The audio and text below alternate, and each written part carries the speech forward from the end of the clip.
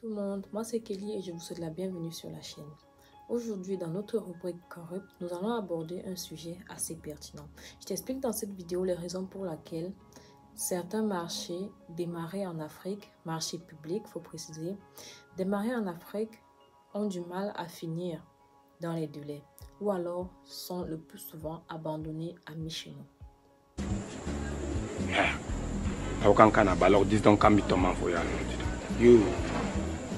Les marchés publics représentent de très intéressantes opportunités et souvent à long terme pour les entreprises.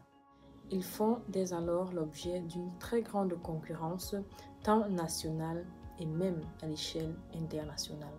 Tout ceci génère une très grande activité économique, ce qui rend ce secteur d'activité particulièrement vulnérable à la corruption partout dans le monde. Outre le volume des transactions et les intérêts financiers en jeu, les risques de corruption sont exacerbés par la complexité du processus, l'interaction étroite entre les agents de la fonction publique, les entreprises et la multitude de parties prenantes.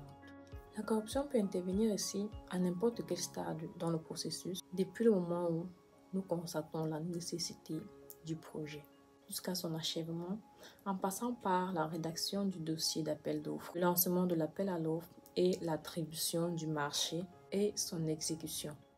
Divers types d'actes de corruption peuvent ainsi exploiter ces vulnérabilités. Nous avons entre autres le détournement de fonds par le paiement des prestations non exécutées, la fraude dans l'évaluation des soumissions, l'acceptation des prestations mal ou non exécutées et j'en passe. Dans la plupart des cas, les risques importants de corruption résultent de conflits d'intérêts dans la prise de décision, ce qui fausse ici l'attribution du marché et l'influence sur la qualité de l'ouvrage final.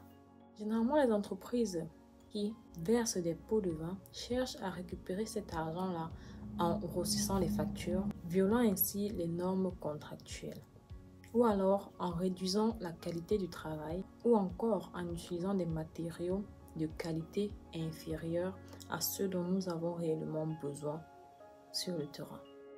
Compte tenu du poids économique des marchés publics, la corruption dans ce secteur d'activité cause un énorme dommage à l'économie.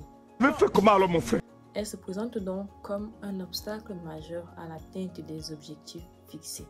Elle constitue par la même occasion un frein au développement tant économique que social, porte atteinte aux droits fondamentaux des citoyens et des entreprises et affecte ainsi la crédibilité et la suprématie de l'État.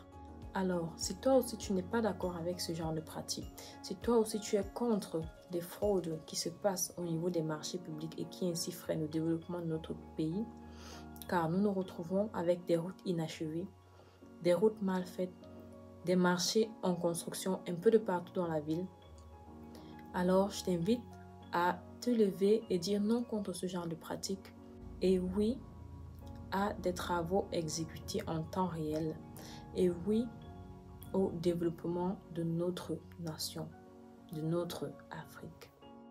Si tu as aimé la vidéo, je t'invite à la liker, à la partager afin d'informer le plus grand nombre de personnes, à t'abonner à la chaîne si ce n'est pas encore fait et surtout activer la cloche de notification pour ne manquer aucune prochaine vidéo. Mais aussi, je t'invite à me dire dans les commentaires ce que tu as pensé de la vidéo et quel autre sujet tu aimerais bien que nous puissions aborder dans les prochaines vidéos.